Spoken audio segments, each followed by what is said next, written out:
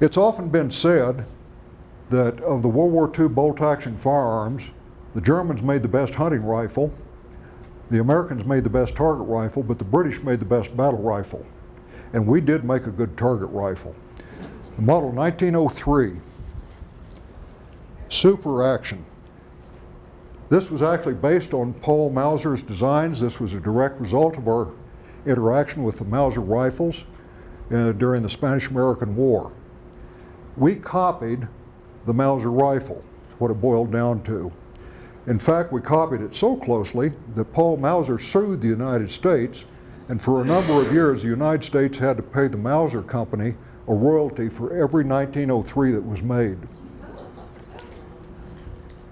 It was made by Springfield Armory, Rock Island, and lastly by Remington. A total of 2,244,000 of these were made.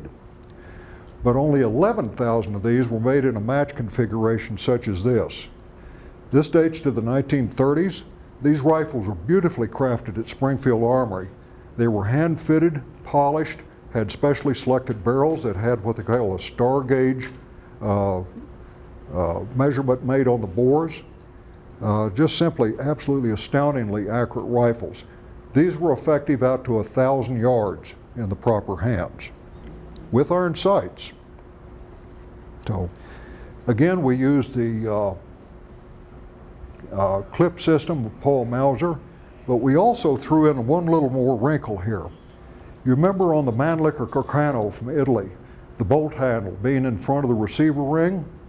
What we did is we actually added what was called a safety lug to the bolt right here that rode in front of this rear receiver ring. So that acted as the same type of safety feature as the Mannlicher Carcano. One little feature there.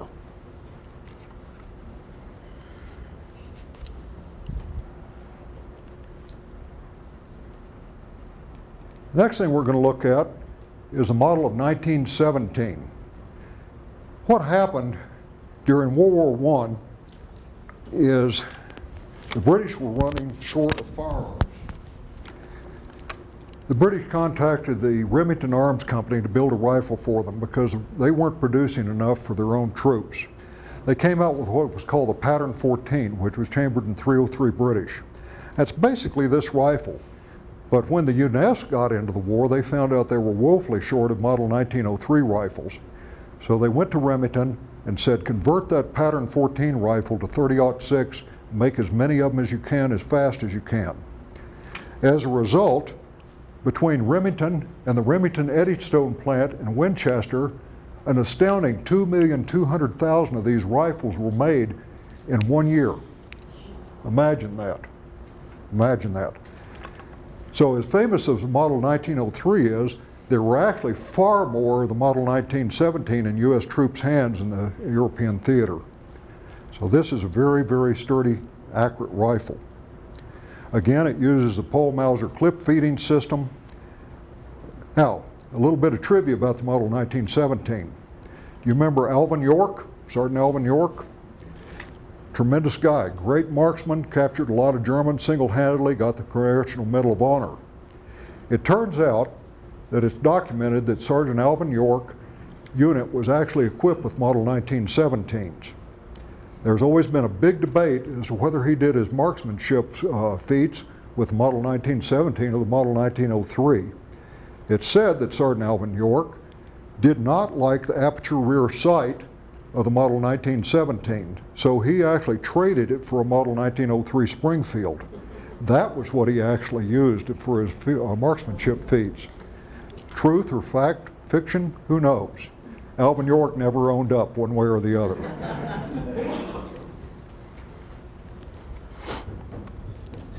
As I mentioned, Remington continued to produce the model 1903.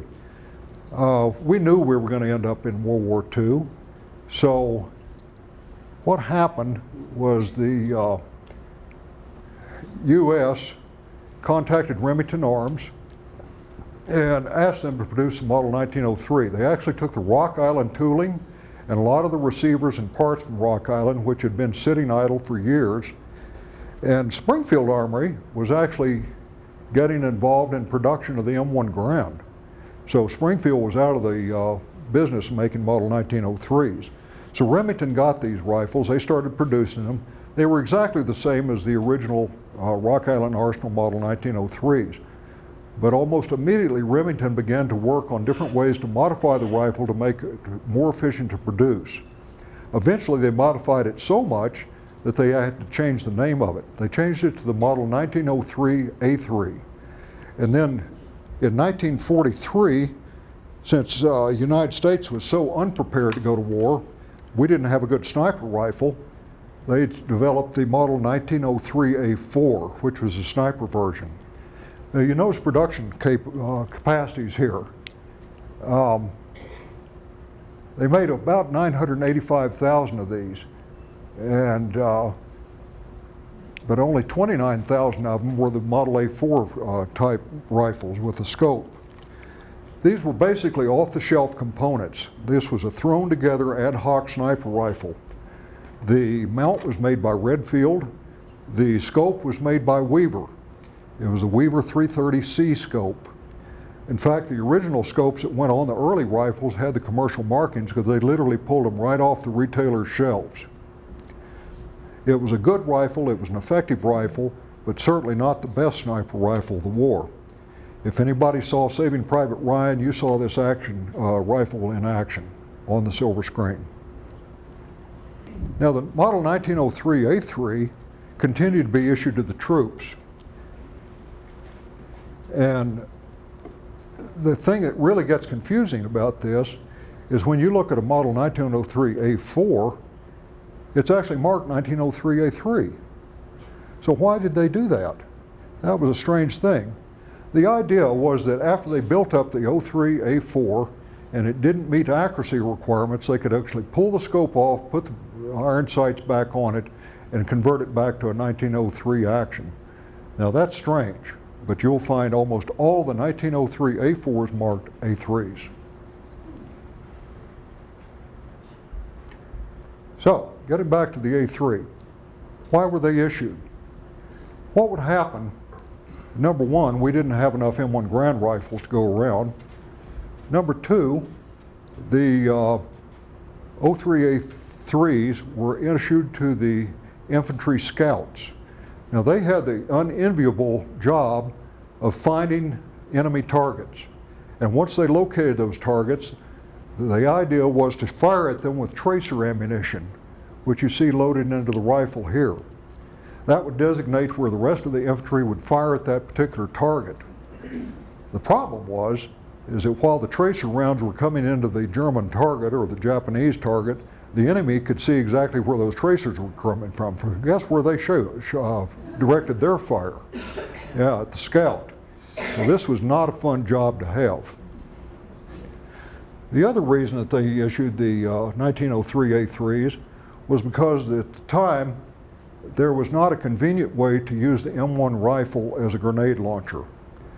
So the 1903A3s typically had this kit issued to them.